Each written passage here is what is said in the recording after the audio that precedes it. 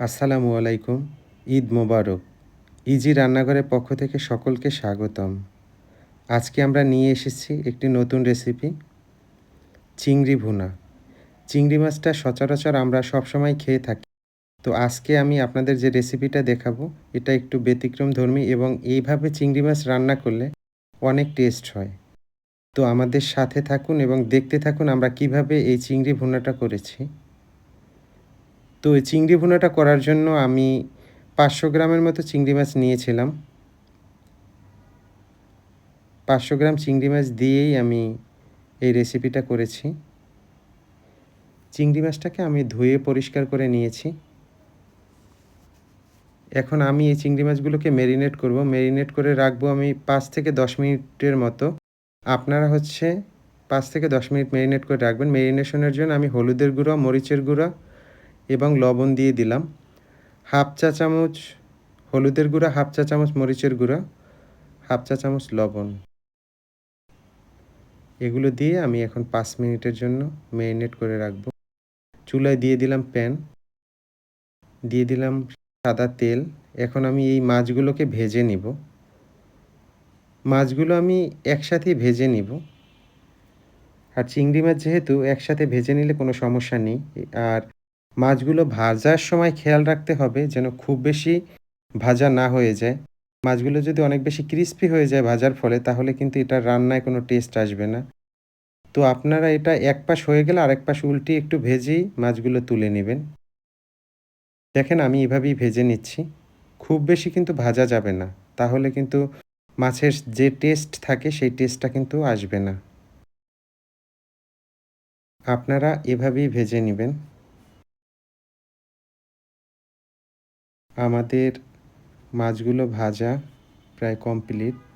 আমরা এখন এগুলোকে তুলে নিব। চিংড়ি মাছে কিন্তু প্রচুর পরিমাণে ফসফরাস রয়েছে। আমরা যে তেলে মাছটাকে ভেজেছিলাম ওই তেলের মধ্যে রান্নাটা করে নিব। তো ওই তেলের মধ্যে আমি পেঁয়াজ কুচি দিয়ে দিলাম। এখন আমি এই পেঁয়াজ কুচিটাকে একটু ভেজে নিব। খুব বেশি ভাজা যাবে না যেন ব্রাউন কালার হয়ে যায়। মিডিয়াম ভাজলেই হবে। তো দেখেন আমি কিভাবে ভেজে নিচ্ছি। আমরা দিয়ে দিলাম ১ চা চামচ পরিমাণ রসুন বাটা, ১ চা চামচ পরিমাণ আদা বাটা। দিয়ে দিলাম হলুদের গুঁড়া, দিয়ে দিলাম ধনিয়ার গুঁড়া,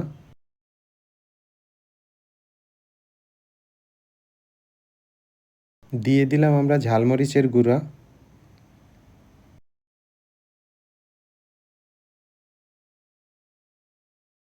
দিয়ে দিলাম আমরা ভাজা জিরার গুঁড়া। সবগুলোই আমি ১ চা চামচ পরিমাণ করে দিয়েছি। আমরা এখন এগুলোকে একটু কষিয়ে নিব।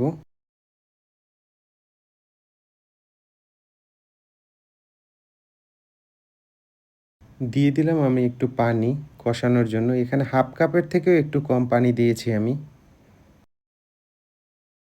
পানি দিয়ে মশলাটাকে একটু কষিয়ে নিব। দিয়ে দিলাম স্বাদমতো লবণ। এখন মাছগুলোকে আমরা কষানো মশলার মধ্যে দিয়ে দিলাম। একটু নেড়ে দিব।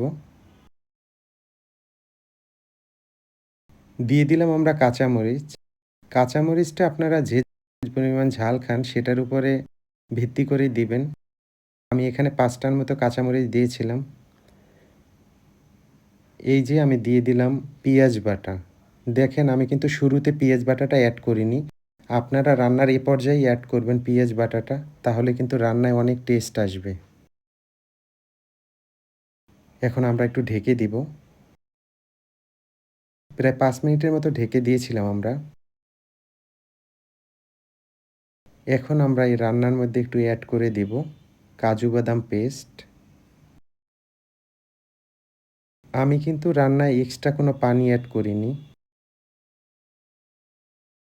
এই যে কাজু বাদাম পেস্টটা দেওয়ার পরেই একটু ভালোভাবে নেড়ে দিতে হবে এবং দেখেন গ্রেভিটা অনেকটা সুন্দর হয়ে আসছে। কালারটাও চেঞ্জ হয়ে গেল কাজু বাদাম দেওয়ার পরে। আমাদের রান্না কিন্তু অলমোস্ট কমপ্লিট।